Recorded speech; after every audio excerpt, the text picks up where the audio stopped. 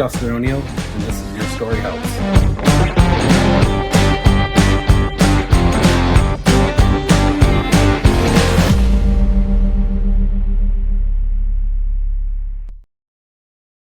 Welcome to our podcast of Your Story Helps.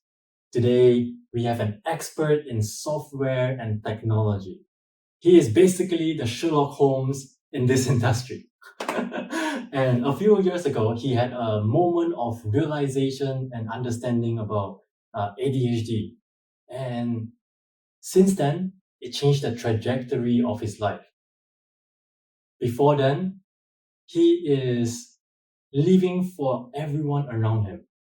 But today, he is truly and fully alive. He is one and only Dustin O'Neil. Great. Thanks Welcome, for having me. Dustin. Thank you so much. Yeah. And yeah, we're going to talk a little bit about ADHD, right? We are going to talk about Dustin's story and also a little bit about relation to ADHD. So with that, I also want to explain to everyone too, ADHD stands for Attention Deficit Hyperactivity Disorder. And honestly, I am guilty of not knowing anything about ADHD until I met you. Yeah. It's got a really poor name. You hear the hyperactivity part, and lots of folks think, you kind of imagine a Bart Simpson or a kid who's bouncing off the walls. And that actually doesn't cover the whole story. There's different kind of classifications of ADHD. There's the hyperactive part. There's an inattentive part where people have trouble kind of concentrating in a class, for instance. And then there's folks that present with sort of a combined type. Dr. Russell Barkley is a prominent expert in ADHD. He's discussed maybe a better name for this might be executive function disorder. And our executive function is the things that allow our brain to plan, to organize, to hold things in our short-term memory, to control our emotions. That's why the name ADHD doesn't really seem to capture that whole picture.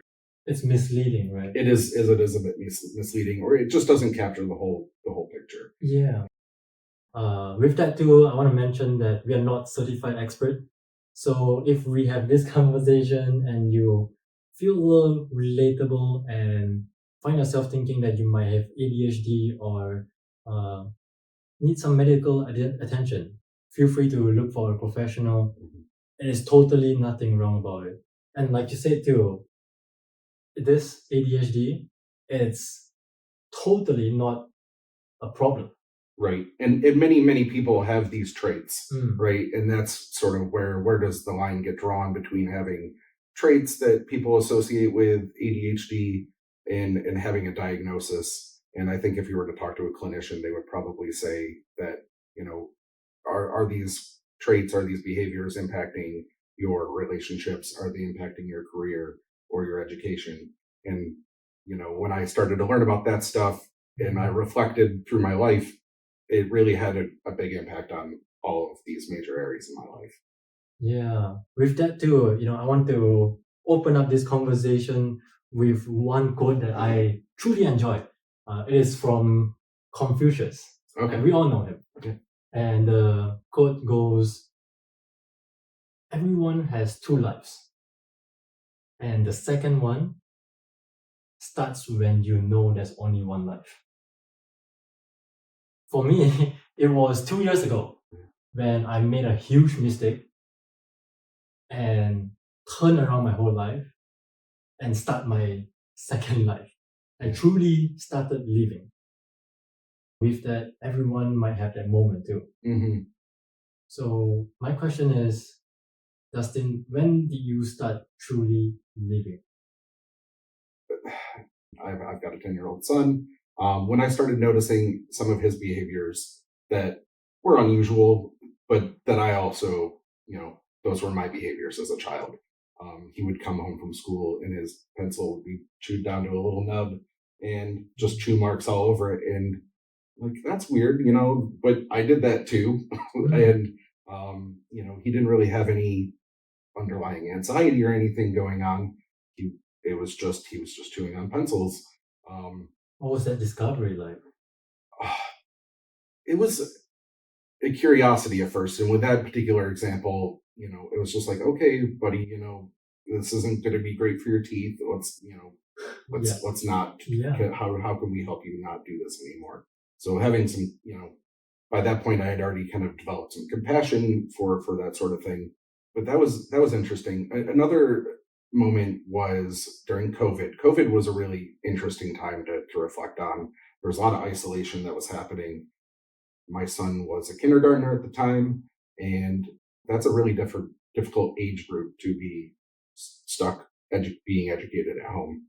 And I was fortunate to be working from home at the time, and I found my personal challenges were also getting worse because I was finding myself having to shift gears between my job, between caring for my kid, between helping him navigate his education. There was a lot of gear shifting for me, and that was really difficult. Mm. And ultimately, it led to a lot of screen time for my son. He, like, I got to go get some work done, and maybe that's poor parenting.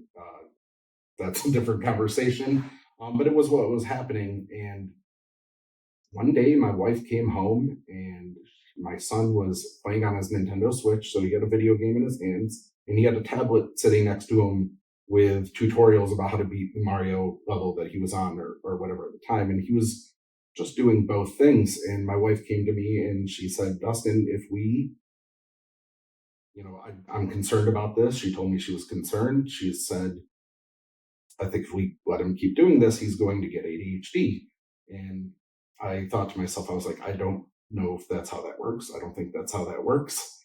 And I was also like, well, that looks a lot like something I would do. And I think many people do that. But just noticing these patterns of like, oh, I did that, he does this. So what was the discovery like? Because you said that what he does, it's a little bit weird, Mhm. or not weird. That's different. It's different, yep. And you realize that you do that too. Right. Does that make you different too, or does that make you both similar, or what's going on in your head? Gosh, it was, there wasn't exactly a light bulb moment, and I don't know how the pieces really all came together, but I did start discovering a YouTube channel called How to ADHD, who's now an expert. Her name's Justin McCabe. She just released a book, really fantastic book, kind of discussing this stuff. And as I started to learn about that, and reflecting on myself, the pieces kind of started falling into place. Nobody really explicitly told me this, but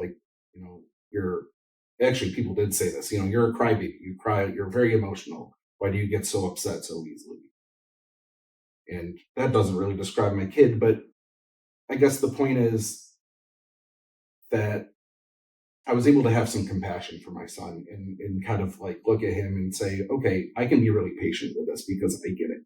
And it's also allowed me to have some compassion for myself and say, okay, these things that you struggle with, these things that I struggle with, like not being able to keep my home as clean as I would like, these things make sense. There was an explanation for why that was happening, and it made me, I've never truly felt like defective or broken, but there's these moments of doubt and, a little bit of,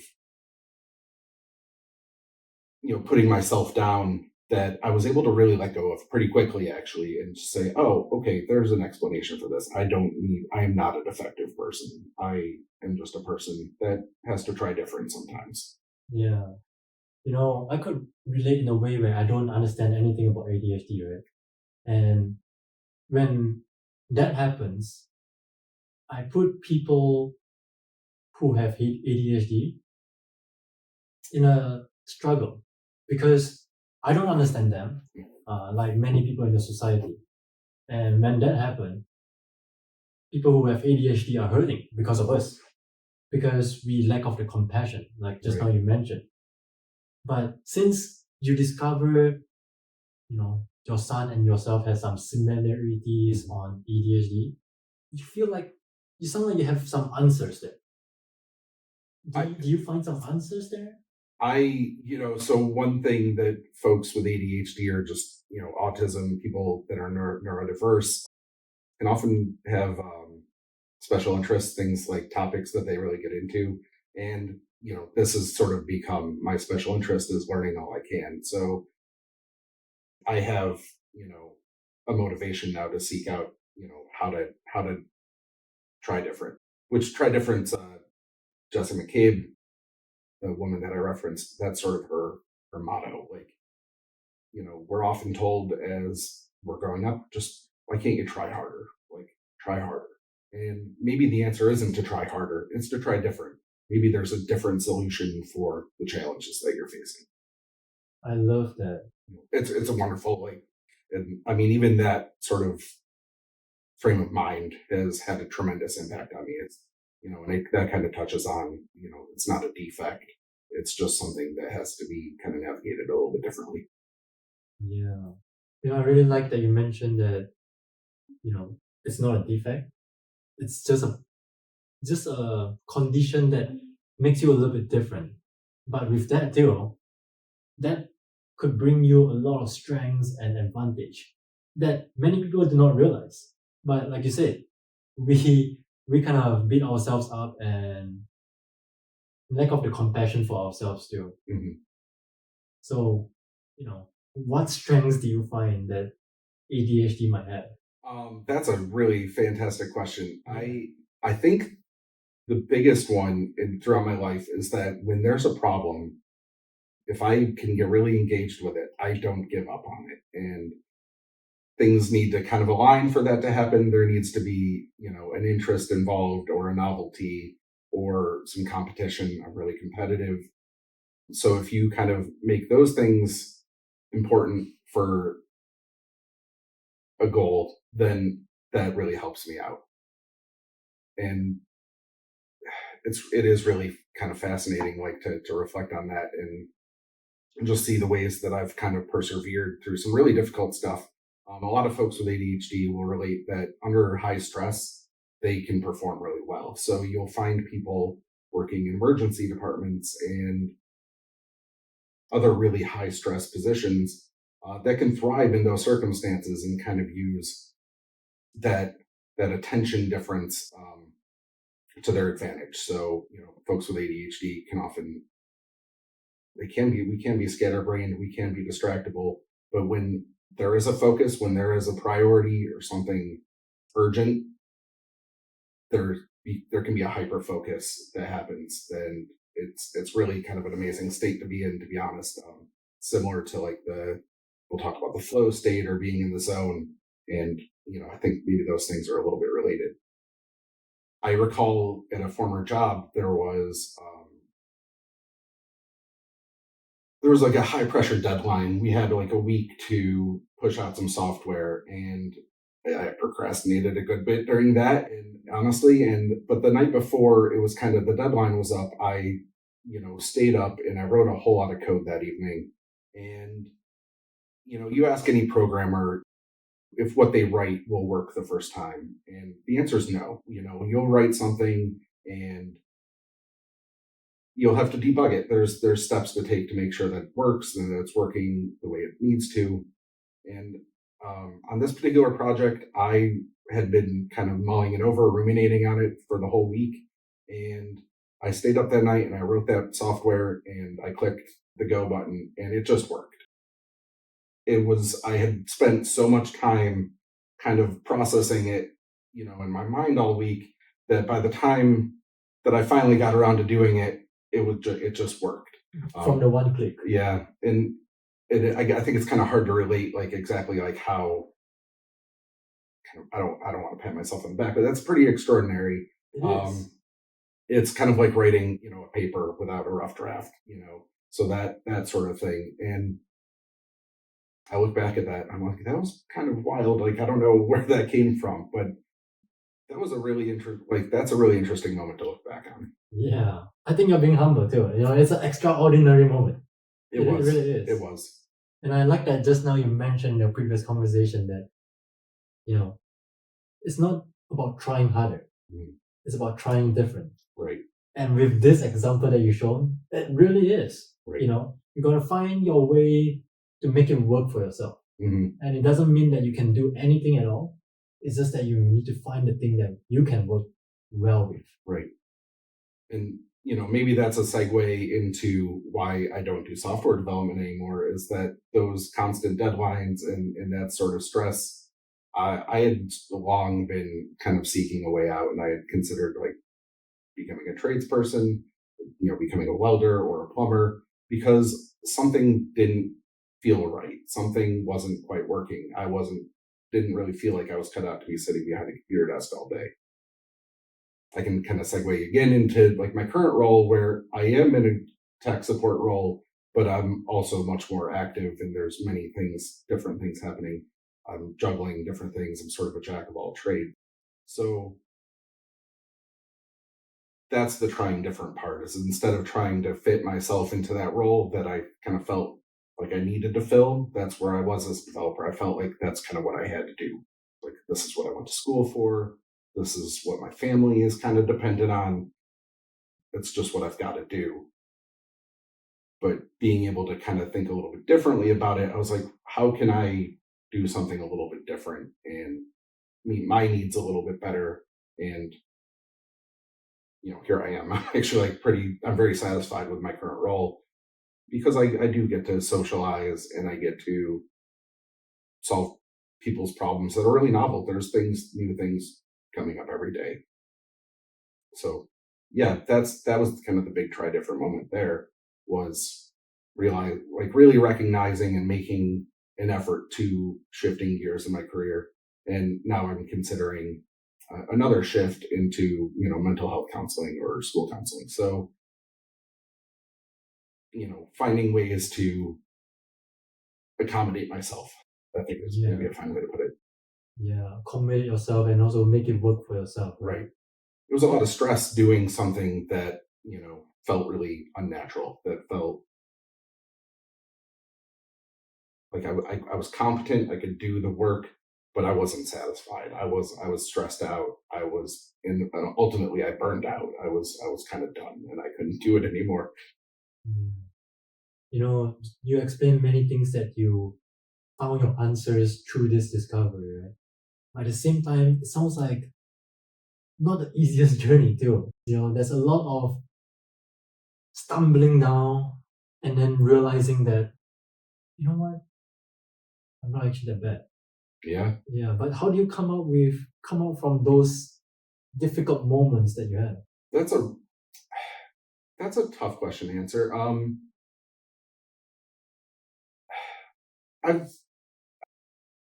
There's this idea of grit, of being able to persevere through difficult scenarios. I saw Mike Eruzione speak at a SUNY Technology conference last year. Mike Eruzione was the captain of the 1980 Olympic men's U.S. Olympic hockey team, and they won the gold medal against all odds that year. And so Mike Eruzione is a man who knows about grit, about how to persevere through some really difficult stuff, and that really resonated with me. And somewhere along the way, I've kind of developed, that sort of stuff. And there's still a lot to learn. I wouldn't say like I've mastered that trait, but it sure has kind of helped me to see things through. There's a phrase that I would tell myself, like, there's only one way out, and that's through. Sometimes you just have to power your way through something. So that's been a lot of it. Just really understanding, my self-reliance and being able to count on myself. I love that you say, don't avoid it, but actually go through it. And going through it means actually facing the trouble right on. Absolutely. And, that's a difficult thing to do. There's certainly aspects of my life where I do avoid, the hard thing. But sometimes when something needs to be done, it needs to be done. And I think I could attribute that to my father. That was like a trait that, I believe he instilled in me and my brothers as we were growing up. Yeah. I think that's sort of. Yeah. As for grit too, it's just like that you mentioned. I actually found this, that the most common traits of all successful people is actually grit. Yeah. as simple as it is, never give up and just kind of keep going Right. and actually going through it, Right. not just kind of avoiding them Right. in the path, right? Yeah. And have fun with it too, right? It doesn't have to be grinding your way through something doesn't have to be a negative experience. You can find some positives in it and find that growth too. That's true. I used maybe even until right now. I always think to myself that when I success, I will be happy. When I am there in the top of the cliff, then I can start celebrating. Then I can start enjoying life. Mm-hmm. But it's not always true. You can work towards your success and actually having fun at the same time. Right. And just find joy in it. And that's a difficult balance to find. It's especially. I don't want to go off on too much of a tangent, but I think the world we live in sort of does emphasize success and sort of being just being successful. But like you were saying before with the Confucius quote, the journey is part of that also.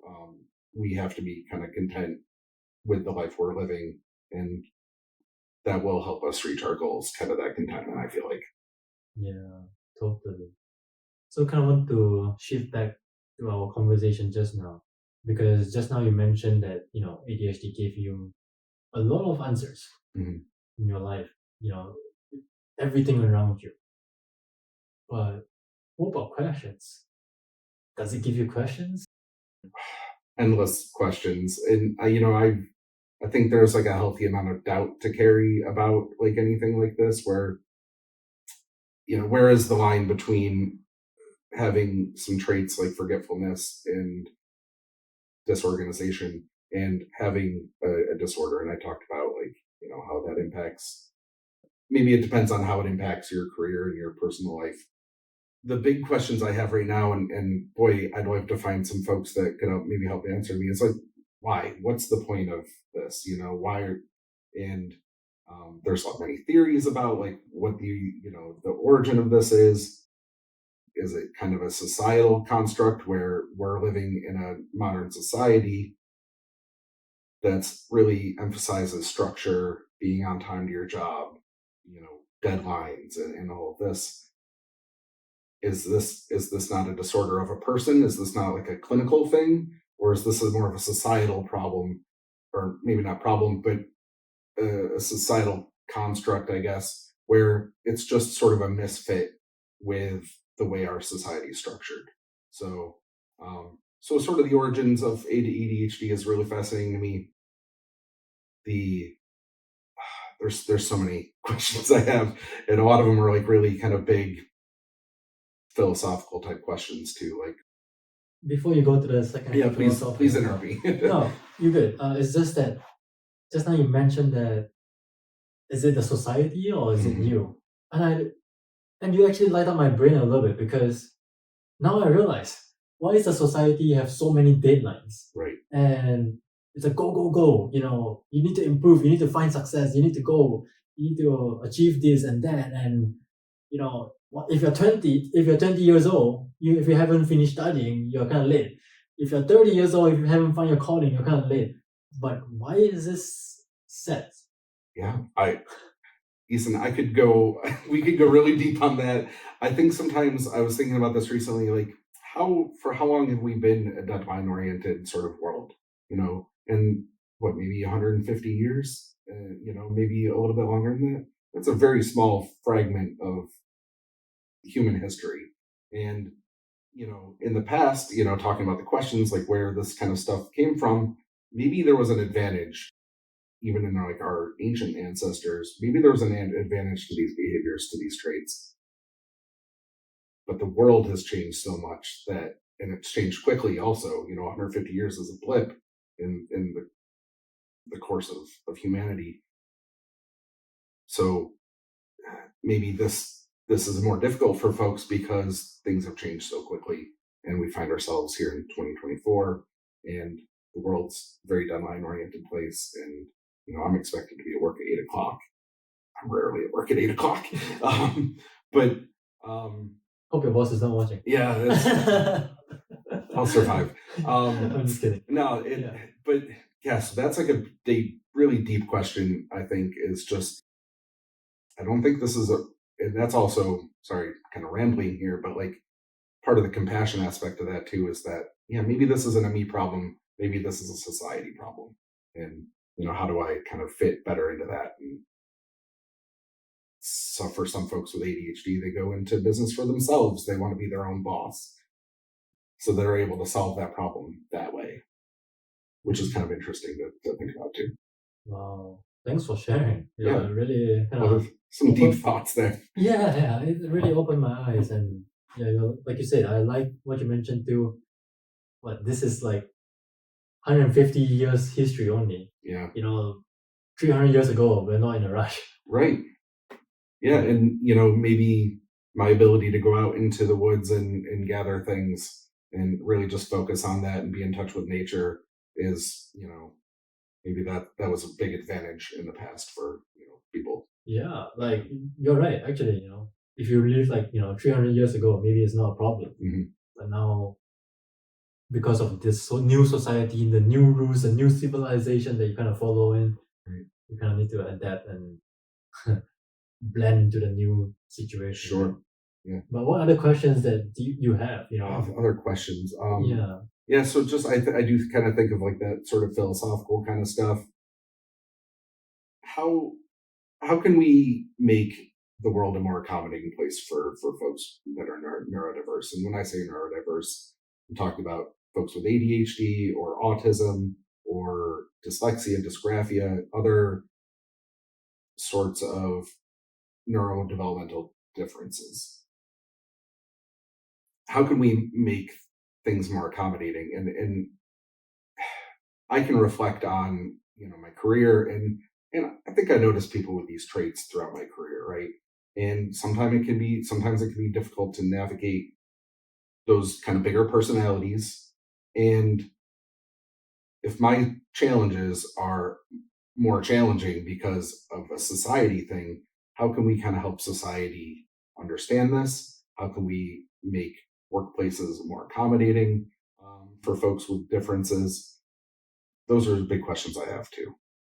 Yeah, it's interesting because I'm from Malaysia. So Malaysia, it's Southeast Asia, right around Singapore area, and a very small country. I guess not smaller than Singapore. But the reason I'm telling you I'm from Malaysia is because over there, mental health is not a very hot topic. Mhm. It's almost frowned upon if you have a mental health issues. And going to psychiatrists and counselors, it's not the most accepted in the society. Right. And when I came to the United States, specifically in New York, I realized a lot of people are very aware of their own personal mental health and also what is mental health, Right. and also very accepting to it. But still, like you said, there's a gap in there. There's a gap Right. where we don't fully accept and understand ADHD and Right. many other mental conditions. Right. But how do you close the gap? That's a big question. Just if I mean, really, I guess the answer is actually things like your podcast, things like doing this, sharing these stories, hopefully can kind of help people let themselves off the hook a little bit and, recognize that we're all a little different. We all kind of have traits that might make our lives challenging. Maybe if we do talk about it more, we can, and just open up with each other a little bit more, we can help navigate that better and we can support each other. We can create places, like where, SUNY Oswego here, it's a university. This is a place where people tend to be really open-minded and accepting, to sort of be a leader in that way and kind of continue to broaden that acceptance. I love that. I love that. Yeah, and that's actually why I want to do this podcast too, to use stories to help people understand the world better and also maybe understand themselves better, Right. because that's how we learn about ourselves too, right? And also the society itself. Right. And yeah, a lot of today's topic, we keep going back to understanding. Mhm. Why is understanding so important? I've gone. I'm 44, or I'm 43. I'll be 44 this year. I went 40 years without having any understanding of how this really worked, and um, really, really, truly naive too. Like, just really did not take it seriously. Mental health, kind of in general. You're 44, It and when you discover, I was about 40, so it was about 4 years ago now when I started really sinking my teeth into this stuff. so 40 years not knowing. Right. So what if? So here's the best answer to your question. When I was a SUNY Oswego student, when I came out of high school, I came to school here. I struggled. I failed out of college after a year. I had scholarships to come here. I was a good student, still a good student. What if somebody told me back then that I was going to face those challenges, that it was going to be difficult for me to class on time, to prioritize my assignments, to turn in my homework, period, to not continue to procrastinate, and to show up a little bit differently. What if somebody had told me then? And so that's the aspect of understanding. I think that's really important, is if I understood when I was coming out of high school what this meant and how I could try different, then my outcome would be different. That understanding might be able to help people navigate these challenges a little bit differently, have different outcomes. Yeah. All these smaller things that became an issue in your life, it's not an issue for most people, but ended up becoming your issue. Right. And I understand that can be very hurtful because you kind of not understanding what actually happening because you are trying really hard, but still you're not able to do the smaller things that others can achieve. Right. What does that does to your emotion? Like, Oh boy. I mean, failure, I just said that I failed out of college. That's a strong word. Failure is like, there's a lot of weight to that word. So if I feel like I was a failure when I failed out of college, that's not great. It didn't motivate me to get back into school. And I went to community college, the QU Community College here in Central New York, and I thrived there because the structure was different. So you thrive in community college. I did thrive in community college. It was an amazing kind of intermediary step between high school and college. I sort of wish I had done that. I wish I had known that that was may have been a smoother path. We'll put it that way. But I've also lost jobs. I lost a job. I was fired from a job because of that. Again, that's like a really heavy thing to have. You feel like a failure. I felt like a failure. I felt like I was letting my family down. I felt like I was letting myself down. And you spend a lot of time just like wondering what's wrong with me. Like, why is this so easy for everybody else? Things aren't easy for everybody else. I think that's a big revelation too. And that's why I talk about like having compassion for my past self, because I was facing challenges and I just didn't have all the tools I needed to really kind of navigate my way through those things. On an emotional level, it's not great, and I'm sure there were periods in my life where I've experienced depression, really low mood, and that's common. Depression and anxiety are very common with people with ADHD. So that's not a great way to live. It's really a tough way to live. And I'm really fortunate for some of the skills that I was raised with that word kind of helped me to be able to push through. But it was a challenge. Yeah. Thank you for sharing that because it definitely does sound like one problem kind of root to another because you don't know it's a problem. Hmm. You don't know what's the problem. Right. And that kind of make you beat down on yourself. And that creates another problem. Right. Absolutely. It's like this cascade effect of negativity. Again, I feel very fortunate that I sort of have a positive mentality just in general. I feel like wherever that came from has been immensely helpful for me. And it's, why I've kind of can persevered through these challenges, even relationship challenges and things like that. So do you mind diving in a little bit more about that? That's so interesting. Yeah, so I think a good place to start there is on my wedding day, I had two jobs. I had to be at the chapel on time, which is kind of hilarious to look back at that. I was told, be at the chapel on time.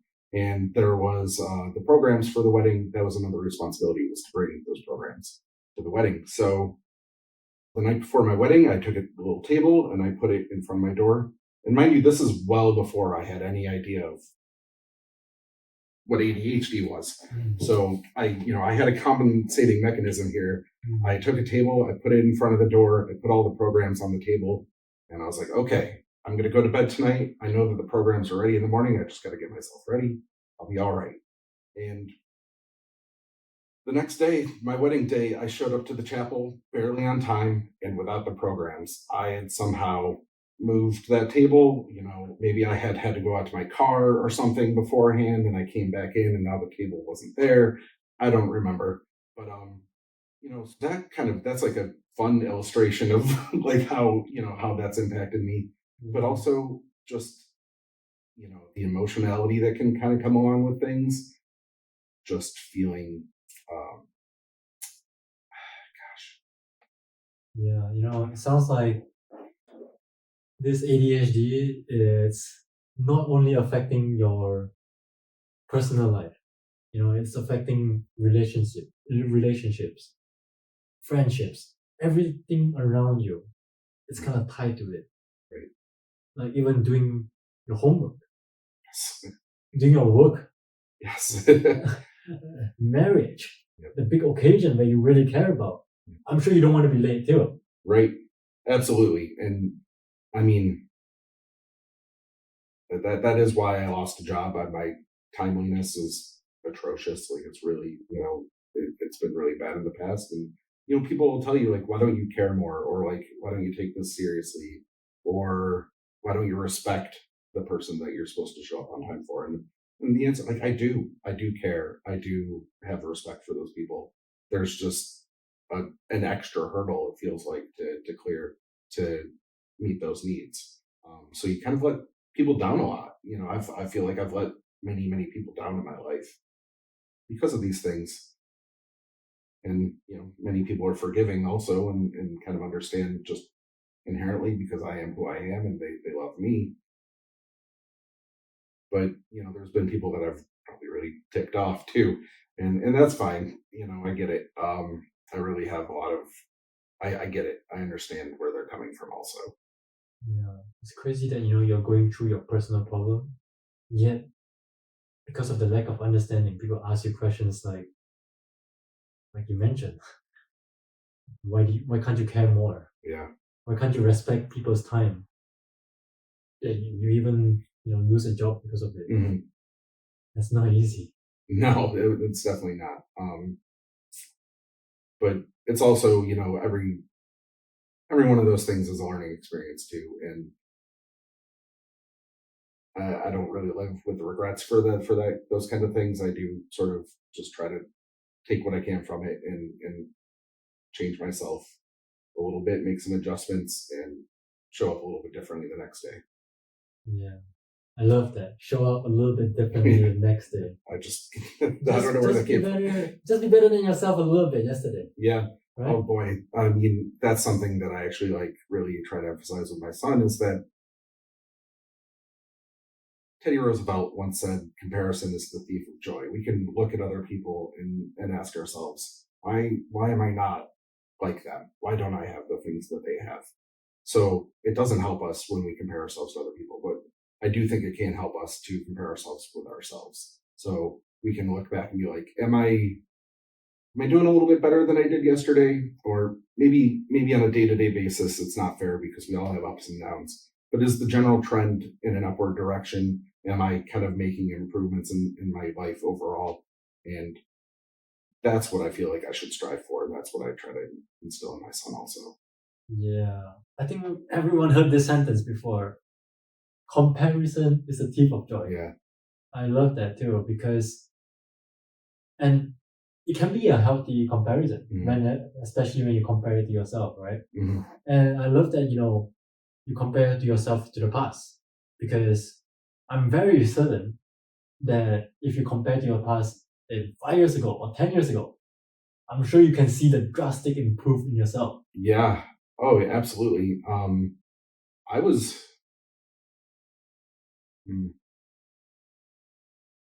That's a really deep thing to go into. I was not in a great mental place, 5, 6 years ago because of a lot of these things. And we've all lived through COVID. That really changed things too, and it was a really trying time for a lot of folks.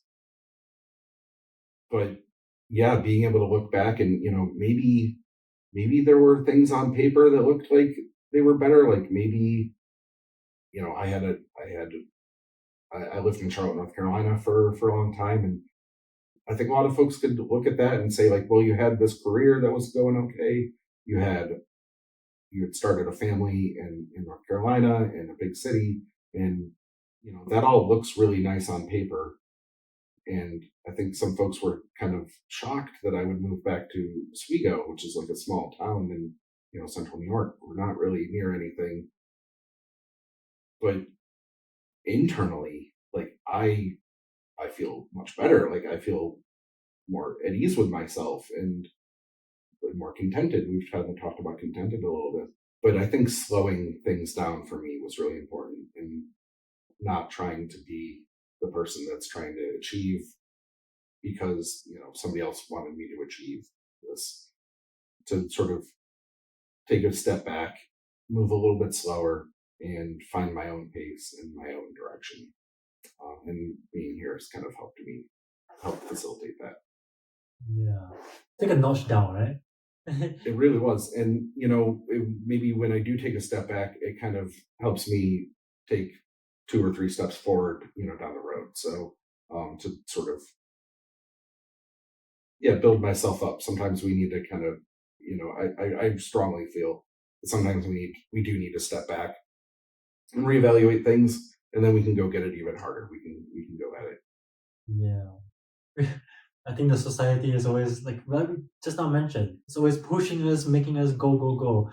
And I think slowing it down really helps you to kind of reflect on yourself, to just see your surrounding and enjoy the smaller thing around you. Right. And you're able to be more present. I feel I'm able to be more present. And oh boy, I could go deep into that kind of stuff. Tell me more. Yeah, I think, moving, the circumstances of me moving to Charlotte were challenging, but it did allow me to find myself and to like really develop an understanding of what I was capable of on my own. I was able to fly the nest, so to speak. Like I was able to go out there and kind of build my own life and develop a self-reliance. And, this is a weird analogy, but it's kind of apt to the region actually, but like, maybe we don't want to take this analogy too far, but like when salmon are born, they go out. So salmon, are born here in the Salmon River up north, and then they go out to the ocean. They swim all the way out there, and then they return. And that's where they lay their eggs for the next generation. So maybe there's something to that. Like the return is an important part of my journey. I've never really kind of considered that before. I hope salmon come back and then they lay their eggs and then they die. So hopefully that doesn't quite work out like that. But hopefully half the analogy works. That's right. all. Right. But just the idea of like kind of coming back here and using the things like being able to fall into communities and organizations and systems that I understand that already made sense to me allows me to be a lot more present too. So It's a lot less like striving and a little bit more thriving. I don't know. Yeah. There's two things that you touch on that I have been truly invested in working on that. And it's not easy. And one of the things that you mentioned just now is finding yourself Mhm. and also be present. Right. I feel like these two things is one of the two hardest things in the whole world. Right. And it's like a work in progress also. It's every day is I'm gonna show up in a little bit of a different way. So I guess that kind of goes back towards the kind of the general build up over time, of our character. Build up character. Is that how Yeah. you find yourself? Some of these, like, this is kind of funny. Like, sometimes I'll start talking without really knowing where I'm going, and That's okay. and like, right, and I think many people do. That's not like a trait or anything. Although, but yeah, like sometimes, like, I don't know if I consciously perceive things that way, but I guess like somewhere in there, like this is how I view the world, or like view my own kind of growth. Yeah. I learned this from a friend, and I really want to share this to everyone because I was in a deep conversation where I'm trying to find myself. And perhaps I was a little bit hard on myself while trying to find myself too. And I think that happens a lot. Mhm. Everyone has been hard on themselves before, and everyone has been finding themselves before. And the way he explained it, I really like it. No matter your age, you are like a baby as a human. You came out here, you have about 100 years to find yourself if you live up to 100 years. Right. But we expect ourselves already fully 100% ourselves by the age of 20 or age of 30. But it's not like that. Right. It is you going out there, having experience, meeting people, Yeah. hearing stories, learning from books, going to education, and you pick up every little thing in every little aspect and find your own quality and apply it on yourself. Yeah. And that's how we become ourselves. It's kind of a build up.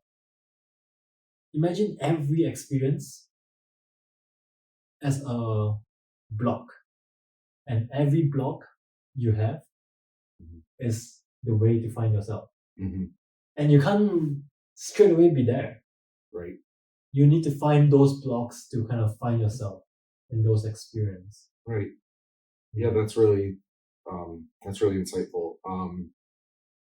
I like the building block analogy. We're all kind of gonna build, and sometimes some of that gets knocked over, and we kind of have to rebuild too. And but that's part of it. That's part of the journey. I like that. Yeah. And perhaps it can be a good thing that if a block is missing, Hmm. because maybe that's just not you. Right. Absolutely. It's especially like we can knock some of that wall down ourselves too. Like I was mentioned, the familial and the societal expectations. And maybe that's not me. Maybe I don't need to.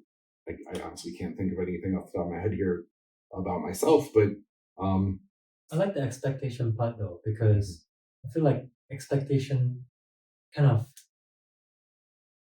shape a person accidentally. mhm. And a lot of times, even not just our own expectation, but others' expectation in general Yes. shape a person. Yep.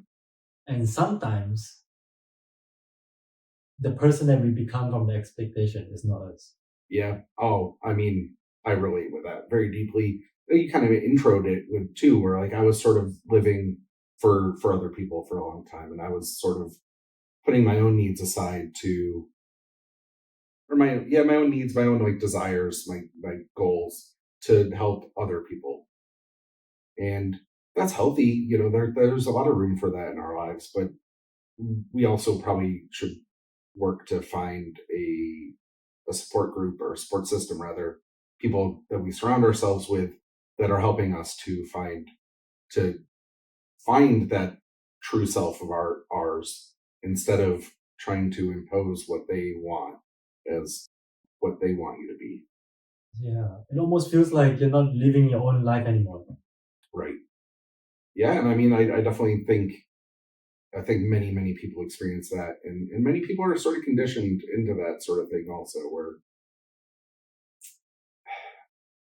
I don't know, and that gets into like a whole interesting conversation about like, is that really a bad thing? Perhaps it's okay to kind of fall into a familial role, or follow society's expectations and put your own aside. It's really hard to say that there's like a right way here. So that was a little bit rambly, but No, you're good. But I was thinking, the right way. What's right? that's a deep right. Right, because is the society saying that's right and that's right, or the right is depending on us? Mhm. You know, who determines the right? Yeah, And that can be really confusing. absolutely. And really confusing to live your own life too with that, right? Right. Because I'm sure everyone wants to be right, but what's right? But I kind of want to go back to the topic where, where all this is rooted from, Hmm. and I'm sure in the audience too, or there are others too who are either have ADHD or other mental condition or struggling internally. Hmm. What would you tell them? What would you say to them? Boy, that's tough. I tell myself, that just it's okay. Like we've kind of talked about a lot of these things. Like you can get through it. Like tomorrow's a new day, that kind of thing. But it's such a personal question too, and like everybody is going to kind of want to hear some, not want to, but everybody will need to hear something a little bit different because everybody's story is different. The self compassion, just being okay with yourself, no matter where you're at, just being okay, just saying that I'm all right. Like the world deserves to have me in it is really important. Oh, the world deserves me to be in it. Yeah. I really wanted that to sink in a little bit for everyone. I love that. To sum it up, to tell yourself you're okay. Yeah. To be okay Mhm. with yourself, and also embrace the moment, right? Yeah. Because I know this is, like you say, this is not going to be easy for yourself and many people. Mhm. And the reason why I want to do this podcast also is because I want you to know that you're not alone. We are going through this all in a different ways, and also not in an easy way. And thank you for sharing your story. Yeah, thanks for letting me share. It's really meaningful to me. I've gotten a little bit emotional here, because it's emotional stuff. It's we kind of maybe that's actually not to extend this too much, but like it's okay to have whatever feelings you're having. Like it's I think often people are like kind of told to cram that stuff away, and you know Especially men, right? yeah, oh yeah, that's like a whole we could do a whole podcast on that kind of stuff. Um, I mean, just recently, an acquaintance of mine was kind of relating to me something about that, about like we don't need to feel things, and that's not true. Like our bodies do this for a reason, you know. Just it's okay. Like be yourself, feel your feels, and you're not alone. Yeah. I was just telling my best friend today to feel. Mhm. He responded with, "Yeah, okay." Right? Yeah. But it's true. That's what men got into, because we always are told you need to control your feelings or don't cry, and all this little thing that people surround you with all this negative feedback every time you feel something. Right. like even when you were a kid, people call you a crybaby. That's not nice. No. And that, like, that really had an impact on me. And I was just thinking about that. And, there was a period of, I don't know when that stopped, but there was like a period of time where, how do I like, there was a good period of time in my life where I was like, I'm not going to cry. Like, I'm not going to be that person anymore. And I remember when Wayne Gretzky, the hockey player, retired, I cried that day. I was probably like 18 or 19. And I cried when that happened. And I would kind of like tell people, I'm like, yeah, I don't cry, but I cried when Wayne Gretzky retired. And, and then life goes on, and I kind of learned to just be okay with it. And like, I am a very emotional person. I can definitely have a good cry, and at this point, I'm okay with it. It is what it is, and so I think we kind of need to do that. Our bodies are telling us to do this for a reason. So, and I can say personally, like that, it works. Like you got to get this stuff out of your system. So, learning some skills to put some distance between the feeling and the reaction has been really helpful for me. Yeah. Feel your feel, right? Feel your feel. Yep. And also I believe too, crying heals. Crying heals. Yeah. Yeah. Because, thank you for sharing. Now I want to share this too. When I first came to the United States, it was a difficult moment.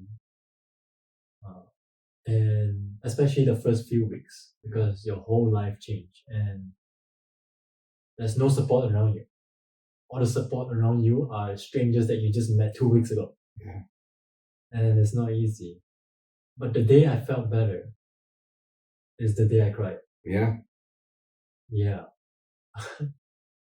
I was on the bed and just cried my eyes out. And the next day, it makes me almost whole again. It makes Right. me almost feel like I'm able to feel other stuff other than just being sad again. Mm-hmm. Other than just feeling homesick again. Yeah. Because there's much more than just being homesick in this world or being sad in this world. Right. You could always feel that. Or you can feel it all together and embrace it and then move on to the next emotion. Mm-hmm. There's so many out there. Absolutely. And we're kind of in the counseling wing of this building. And I think, a lot of people that are pros around here, I hope they would kind of agree with what we're driving at here. Yeah, we got to have them. I remember when my dad passed away, I was living in North Carolina, and he died up here in Oswego. And I remember driving home and just that whole ride, it was 12 hours of tears. And I remember thinking to myself, like, boy, I'm learning new ways to cry. Like the tears are coming out in different ways that I've never experienced before. It was just a level of emotion that I never really experienced. And it's kind of funny. I remember like I was on the phone with my wife periodically on that drive, hands free, and I was crying and I was driving and I was like, I can only do 2 of these things at once. So if I was like had like an emotional buildup and like I started to cry, I was like, I got to get off the phone. I got to drive and cry right now. I can talk and cry. I can, but I have to be pulled over for that.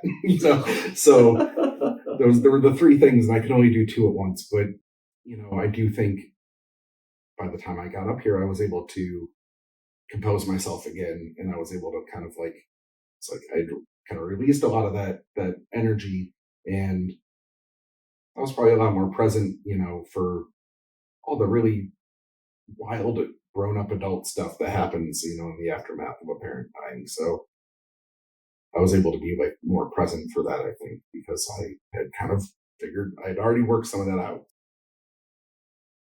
Yeah, absolutely. Kind of getting that release is really important. And I don't know. I hope there's a dude out there somewhere that's like, you know what, I kind of need a good cry.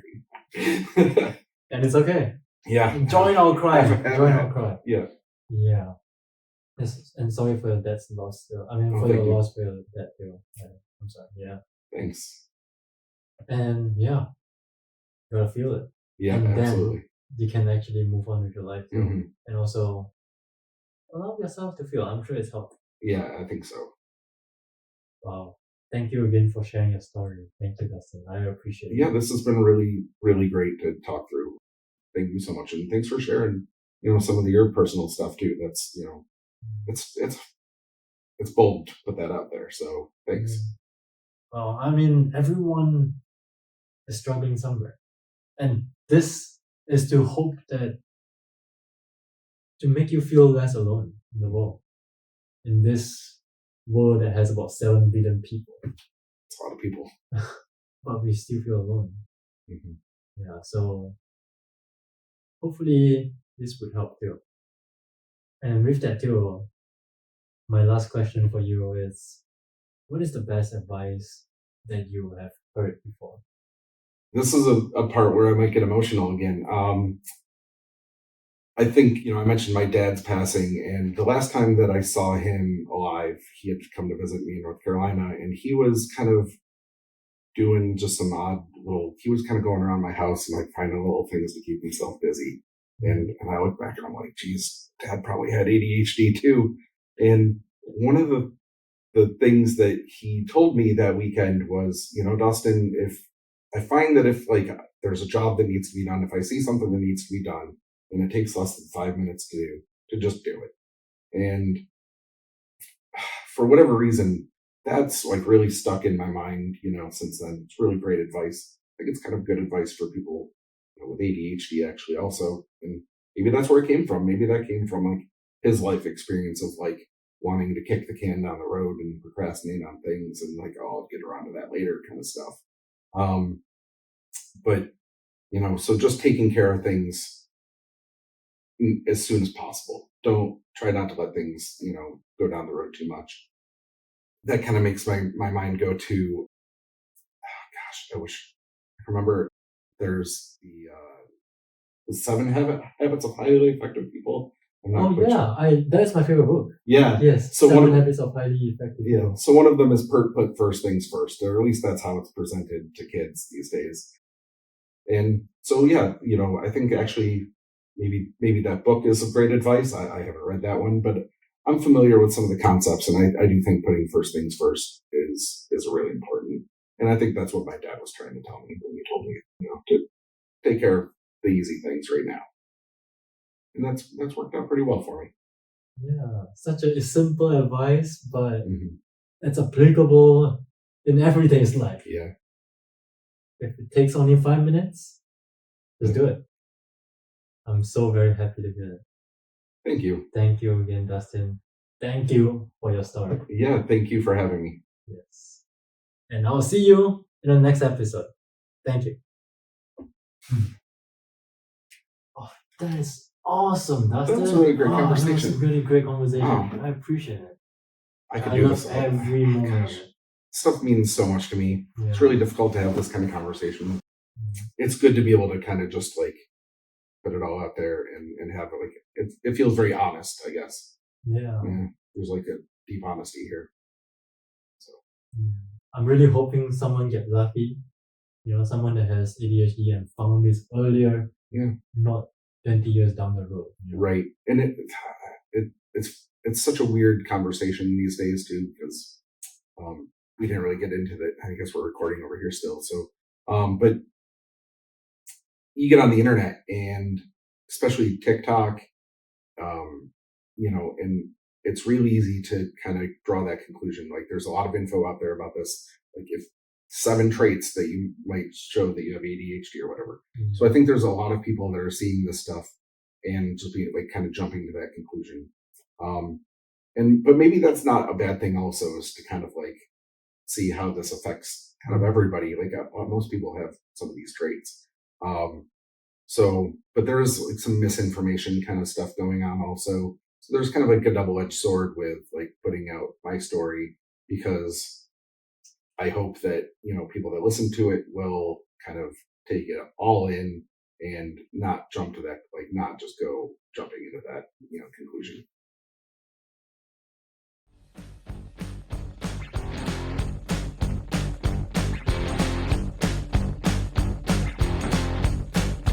I'm Dustin O'Neil, and this is Your Story Helps.